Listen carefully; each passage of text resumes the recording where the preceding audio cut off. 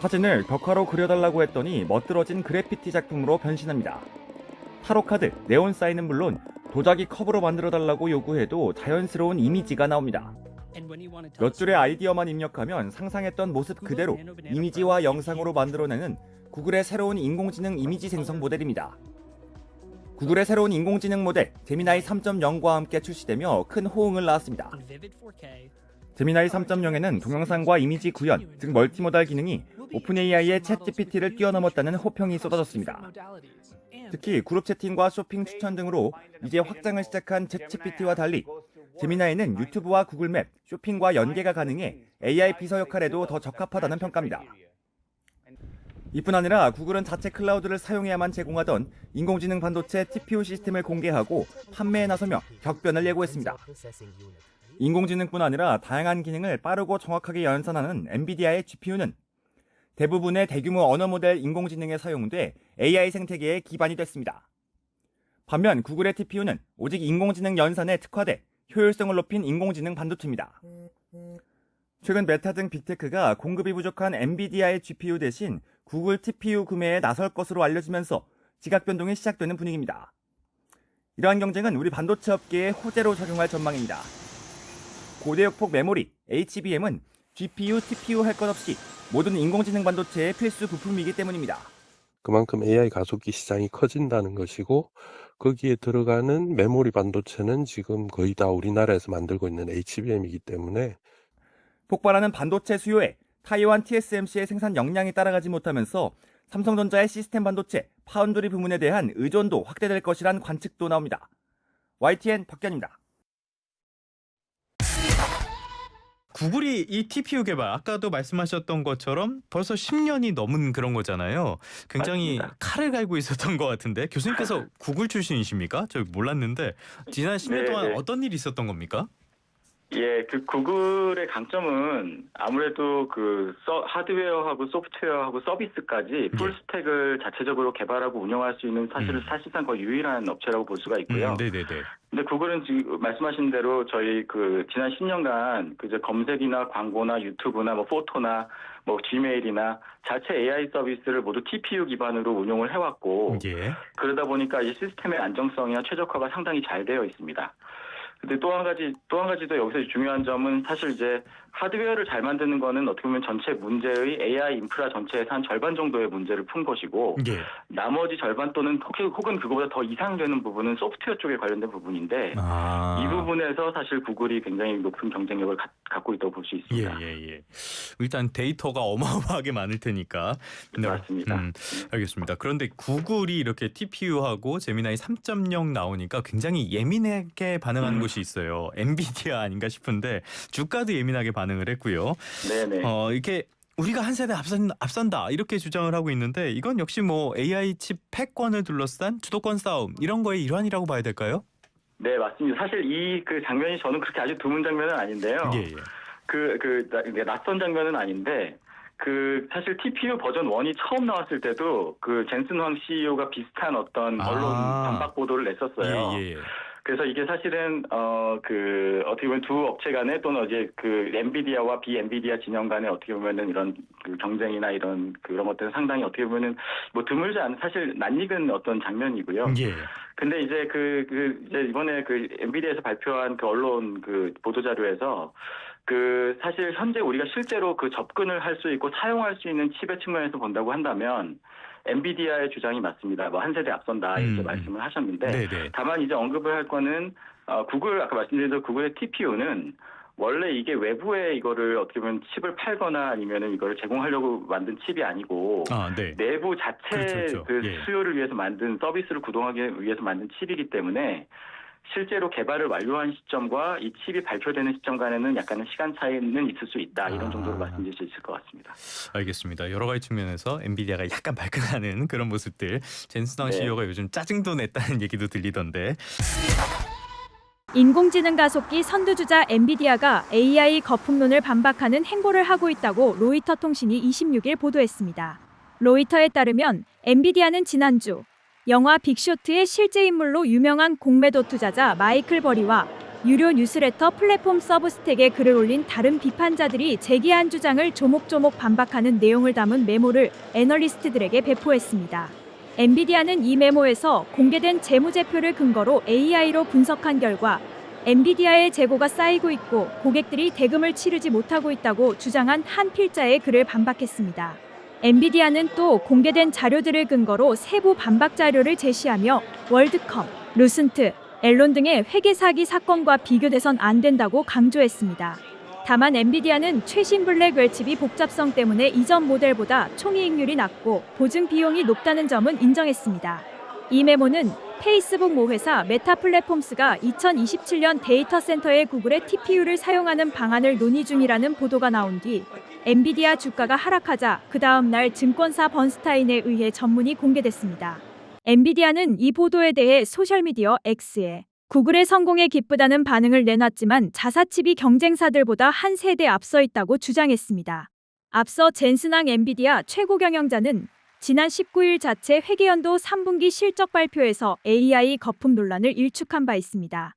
황 CEO는 성명에서 블랙웰 판매량은 차트에 표시할 수 없을 정도로 높고 클라우드 GPU는 품절 상태라며 AI 생태계는 급속히 확장 중이며 더 많은 모델 개발사와 더 많은 AI 스타트업이 등장하고 있다고 말했습니다. 그는 컨퍼런스 콜에서 AI 거품에 대한 이야기가 많지만 우리 관점에서는 전혀 다른 모습이 보인다며 클라우드 기업들 사이에서 자사 칩에 대한 선호도가 여전히 매우 높다고 밝혔습니다. 글로벌 인공지능 경쟁에서 뒤처졌다는 평가를 받아온 구글이 전방위 추격전에 나섰습니다. 잠자던 거인이 완전히 깨어났다는 평도 나왔습니다. 25일 블룸버그와 월스트리트 저널 등에 따르면 구글이 이번 달 내놓은 최신 AI 챗봇 제미나이 3는 추론 성능과 코딩 실력 등에서 AI 챗봇 강자인 오픈AI의 챗GPT 5.1보다 훨씬 낫다는 호평을 받고 있습니다. 구글은 AI 이미지 생성 편집 도구 나노바나나의 새 버전도 내놨습니다. 나노바나나는 현실적 이미지를 사용자가 원하는 방식으로 만들어주는 성능이 탁월해 인터넷에서 내 사진으로 피규어 모형 만들기 유행을 일으키고 있습니다. 구글은 AI 반도체 분야에서는 엔비디아의 아성에 도전장을 냈습니다. 페이스북, 인스타그램 운영사인 메타 플랫폼은 구글의 AI 칩인 TPU 수십억 달러어치를 구매하는 방안을 논의 중인 것으로 최근 알려졌습니다. 앞서 구글은 지난달 AI 챗봇 클로드를 운영하는 엔스로픽에 수백억 달러 규모의 TPU를 제공하는 계약을 성사한 바 있습니다. TPU는 AI 연산에 특화한 구글 자체 반도체로 2015년에 출시됐지만 지금껏 엔비디아의 GPU 그래픽 처리 장치 열풍에 밀려 AI 업계에서 큰 주목을 받지 못했습니다. 이 때문에 실제로 메타가 구글 TPU를 도입할 경우 TPU의 기술력 입증은 물론 구글을 엔비디아의 대항마로 끌어올리는 계기가 될 수 있을지 업계 관계자들은 주목하고 있습니다. 이번 달 구글 모 회사인 알파벳의 주가는 15% 올랐으며 현재 시가총액은 3조 9천억 달러로 4조 달러 고지를 눈앞에 두고 있습니다. 한국예타결제원에 따르면 한국 투자자들은 최근 한 달 사이 알파벳 주식을 5억 6천만 달러어치 순매수해 엔비디아, 메타에 이어 국내 순매수액이 세 번째로 높은 외국 주식으로 파악됩니다. 메타의 구글 AI 칩 도입설이 알려진 25일 엔비디아의 주가는 약 2.6% 하락했습니다. 이날 시총이 1,150억 달러 날아갔다고 파이낸셜 타임스는 전했습니다. AI 업계 일각에선 최근 전열을 가다듬은 구글이 오픈 AI와의 경쟁에서 우위를 점할 수 있을 것이라는 평가도 나옵니다. 미국 금융투자업계 한 관계자는 파이낸셜 타임스와 인터뷰에서 구글 제미나이 3의 성공에 관해 딥시크가 불러왔던 충격보다 더 미묘하면서도 중요한 사건이라고 평하면서 이제 시장은 구글이 명확한 AI 선도업체라는 관점을 수용하고 있다고 했습니다. 구글, 알파벳의 새로운 AI 모델 제미나이 3.0이 나왔습니다. 굉장히 평가가 좋게 나오네요.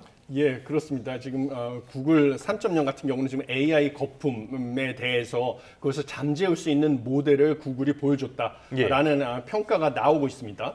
왜냐하면 그동안의 AI 거품론의 핵심은 AI에 막대한 투자를 했는데 그 수익, 실질적인 수익이 창출되고 있지 않다. 라는 것이 AI 거품론의 핵심이었습니다. 예. 근데 이번에 구글 같은 경우는 뭔가 수직 계열화를 통해 가지고 수익을 창출할 수 있는 모델을 직접 보여줬다라는 것이 핵심입니다. 그동안에 AI 기업들 같은 경우는 엔비디아의 GPU, 그 값비싼 GPU를 구매하기 위해서 엔비디아의 높은 그 가격을 지불하고 있었습니다. 소위 말하는 엔비디아 세금이다라는 그 비용을 지불하고 있었는데 구글이 직접 개발한 TPU를 활용했기 때문에 더 이상 엔비디아의 GPU를 구매하기 위해서 높은 세금을 지불할 필요가 없다라는 것을 보여줬고요. 예. 구글은 또 TPU를 갖다가 다른 빅테크 기업에 판매를 할 수도 있기 때문에요. 이것은 스스로 TPU를 개발해서 판매도 할 수 있고 자신의 TPU를 이용해서 AI 모델을 제미나이 3.0 같은 AI 모델을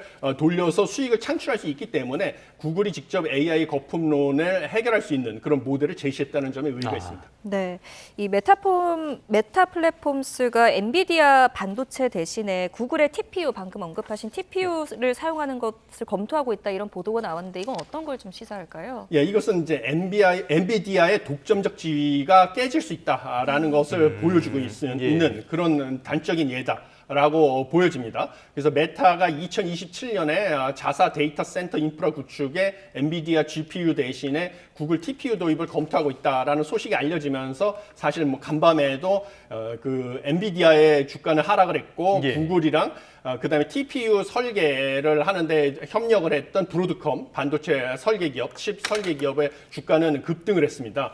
그런 걸 써서 보여주듯이 그동안에 엔비디아의 독점적 지위가 흔들리기 시작했음을 알리는 이런 신호탄으로 보시면 되겠습니다. 그다음에 그동안의 GPU 같은 경우는 사용 범위가 넓은 대신에 이 AI 거대 언어 모형이나 이런 추론에 이제 적합하게 설계된 것은 아니다 보니까 전력을 많이 사용하는 그런 문제점이 있었는데요. TPU 같은 경우는 전력도 적게 사용되는 그런 고효율이라는 장점이 있었습니다. 그래서 이 TPU를 사용하게 되면 그동안에 또 추론의 강점이 있기 때문에 학습은 엔비디아로 하고 추론은 TPU를 사용한다는 새로운 공식이 창출이 되고 그동안의 AI 모형 같은 경우는 지금 현재까지는 학습은 거의 완료 단계에 다다랐다라는 것이 공통된 업계의 의견이고 이제 남은 것은 추론을 얼마나 정확하게 하느냐의 싸움인데 이 TPU가 추론의 강점을 보임으로써 AI 산업에서 이제 새로운 길이 열리고 있다. 새로운 경쟁의 길이 열리고 있다라고 보여집니다. 먼저 인공일반지능에 대한 기대가 너무 큽니다. 연구자들은 인공지능을 만능 로봇으로 여기는 큰 기대가 이미 시장에 반영돼 있다고 지적합니다.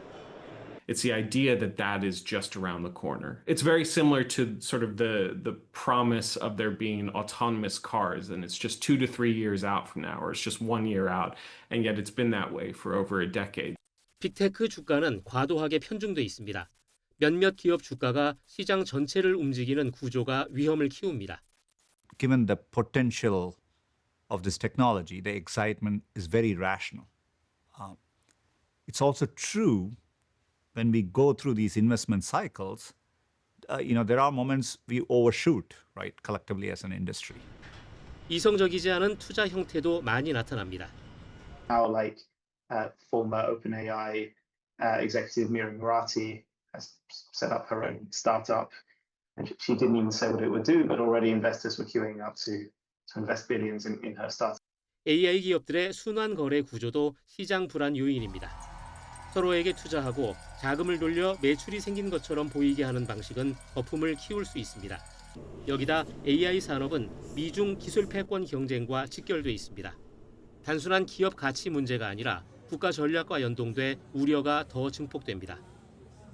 Yeah, I mean, look, the biggest chip on the poker table in U.S.-China negotiations is NVIDIA chips. China wants them, and that's a negotiation. But Trump also doesn't want to give some of that IP to China.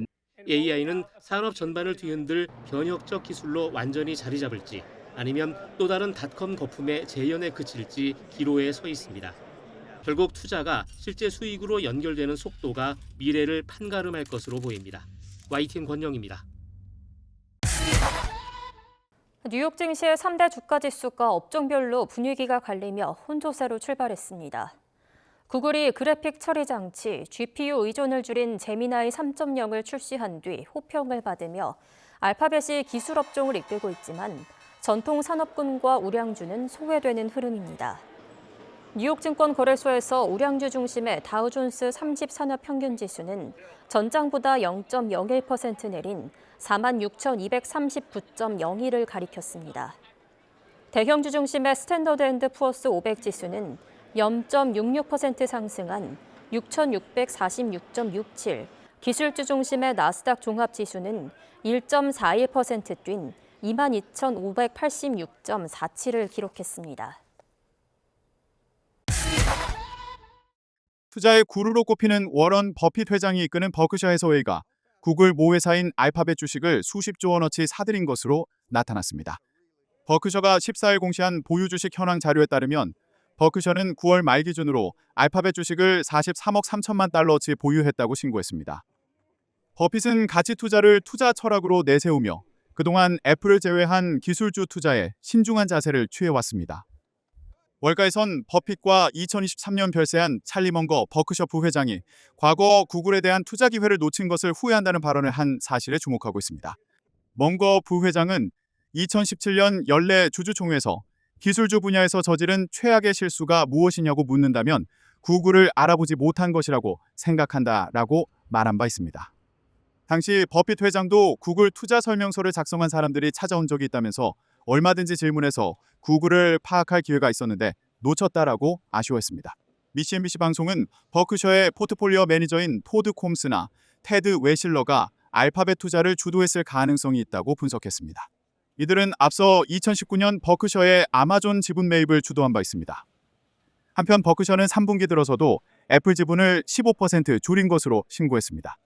하지만 매도 후에도 애플 보유 지분 가치는 607억 달러 약 88조 원로 버크셔의 상장주 투자 종목 중 여전히 평가 가치 1위를 차지했습니다. 버핏 회장은 지난 5월 연례 주주총회에서 2025년 말 은퇴한다는 계획을 전격적으로 밝혀 투자자들을 놀라게 한 바 있습니다.